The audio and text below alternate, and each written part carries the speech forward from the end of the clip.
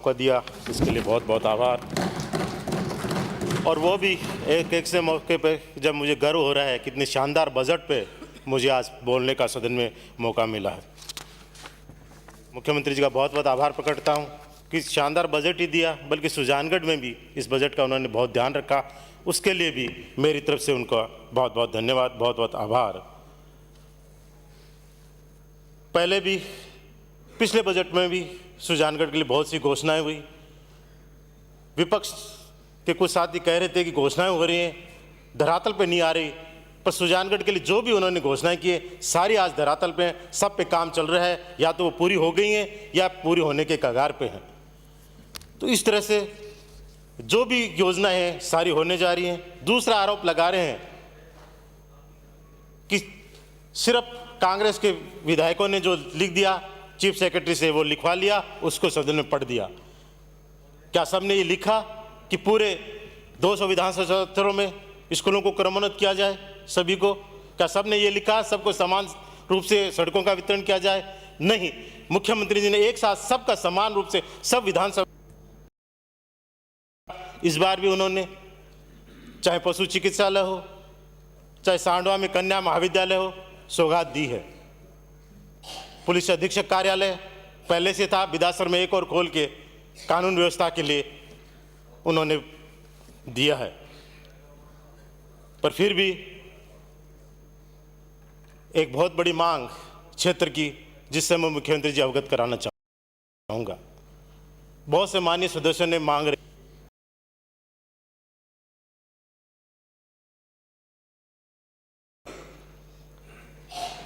आज़ादी के बाद जिले बहुत से बने भी हैं, आज 33 जिले हो गए, पर शायद हमारा क्षेत्र एक ऐसा भागा रहा कि उस समय की परिस्थितियों में जो कभी जिला हुआ करता था उसका अस्तित्व पुनर्गठन में खत्म हो गया।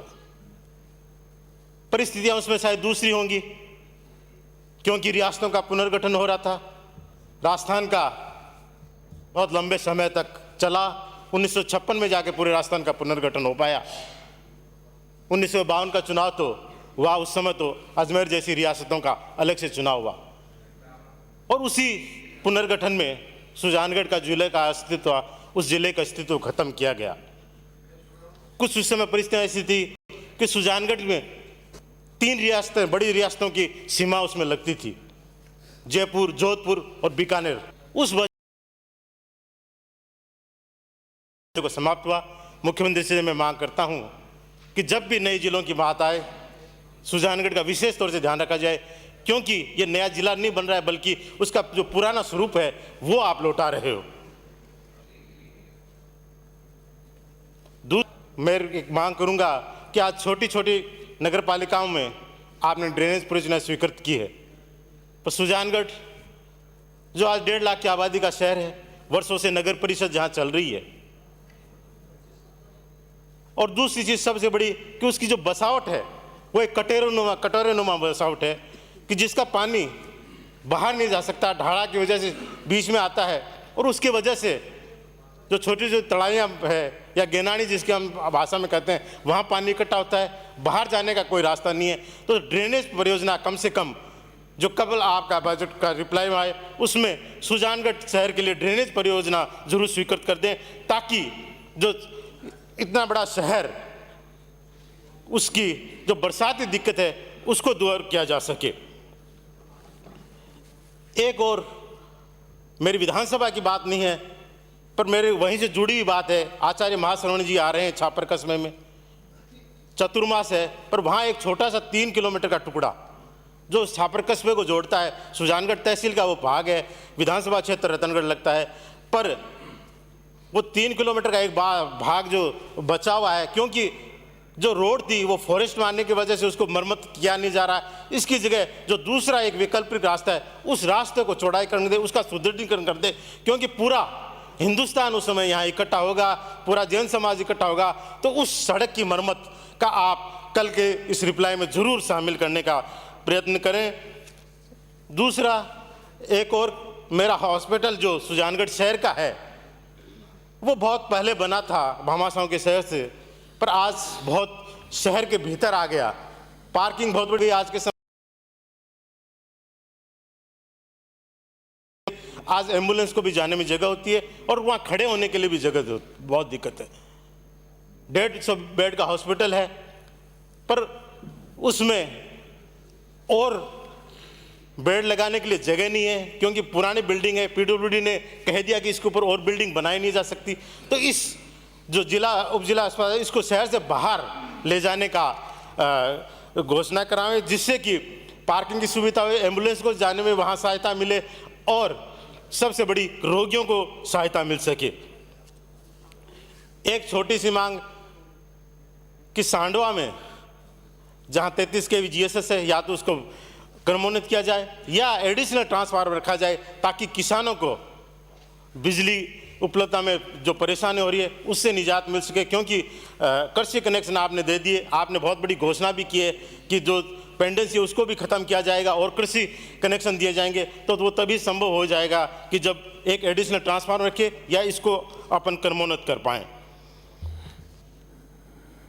माननीय मुख्यमंत्री जी ने 10 करोड़ रुपए अभी हर विधानसभा क्षेत्र के लिए घोषणा की है, जिसमें 3 करोड़ रुपए जो है मिसिंग लिंक के दिए हैं। मेरा उनसे आग्रह रहेगा कि इस 3 करोड़ रुपए की सीमा को बढ़ाया जाए या संबंधित क्षेत्र पर छोड़ जाए कि वहाँ मिसिंग लिंक बनानी है या रिपेयर मेंटेनेंस में लेना है या पेचेबल सड़क पर लेना है, क्योंकि हर विधानसभा क्षेत्र की परिस्थितियाँ अलग होती है, कहाँ किसको क्या जरूरत है। इसलिए ये जो बैरियर लगा है, इस बैरियर को यहाँ हटा दिया जाए और 10 करोड़ रुपए है इसको खुला छोड़ दिया जाए, ताकि विधानसभा क्षेत्र की जरूरत के हिसाब से वो अपने ये काम में ले सके।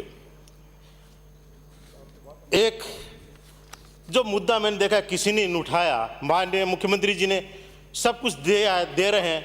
मैं एक चीज़ वापस लेने की उनसे मांग करता हूं कि जो जगह जगह शराब की दुकानें खुल रही है, उन दुकानों को वापस लिया जाए।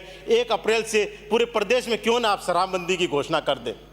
माननीय सदस्य, आपने हमेशा आगे बढ़कर एक से एक चीज़ की घोषणा की है, चाहे दवा वितरण का काम हो, चाहे आपने लॉकडाउन के समय कोरोना में राहत देने को, हर जगह आपने पहल की है। आपको राजस्थान का गांधी किया जाता है, एक गांधी का ये भी आप काम कर दें कि पूरे प्रदेश में शराबबंदी लागू कर दें। मुझे पता है राजस्व का नुकसान होगा, बहुत बड़ी बजट में दिक्कत आती है, फिर भी अगर ये हो जाता है तो आप इसे लागू कर पाएंगे। समाप्त करें माननीय सदस्य, समाप्त करें। और पब्बा राम बिश्नोई, समय दिया, समय। धन्यवाद। 1 मिनट और माननीय पब्बा राम जी बैठे, 1 मिनट बोलें। धन्यवाद। क्योंकि मुख्यमंत्री जी जो योजना लाए हैं उनको पूरा करने की कोशिश की है। किसी ने नहीं सोचा था कि दवा योजना ऐसी सफल हो सकती है और उसके बाद जांच योजना लाए वो सफल हो सकती है। ये मुख्यमंत्री जी का विजन था कि इन योजनाओं को सफल बनाया, बल्कि आज पूरा देश उसको मॉडल मान रहा है और देख रहा है कि इन योजनाओं को कैसे किया जाए। तो आपकी शराबबंदी की योजना को भी लागू करके दिखाएं पूरे हिंदुस्तान को, ताकि पूरा हिंदुस्तान देखे और इसको घोषणा करे और पूरे हिंदुस्तान में ये लागू हो सके। इसलिए मैं आपके माध्यम से ये कहना चाहता हूँ, एक आपने व्यापारी वर्ग को बहुत बड़ी राहत दी है, पूरा आपका बजट राहत देने का काम दिया है, रोजगार का इसमें है, विकास का है, बहुत सी बातें हैं। माननीय सदस्य कह दिए, समय का है, इसलिए मैं कह नहीं पा रहा हूं, पर व्यापारी वर्ग की बात किसी ने नहीं उठाई। मैं कहना चाहता हूं कि एक 2 लाख रुपए का ई-वे बिल आपने माफ किया है कि 2 लाख रुपए तक ई-वे बिल की बहुत जरूरत नहीं है। व्यापारियों के लिए बहुत बड़ी खुशी है, क्योंकि छोटी छोटी चीज़ों के लिए उन्हें ई-वे बिल कटाना पड़ता था और उसको भेजना पड़ता था। 2 लाख की जो सीमा बढ़ाई है उसके लिए आज हम लोग और पूरा व्यापारी वर्ग। माननीय सदस्य समाप्त करें। श्री पब्बा राम बिश्नोई। धन्यवाद सर। धन्यवाद।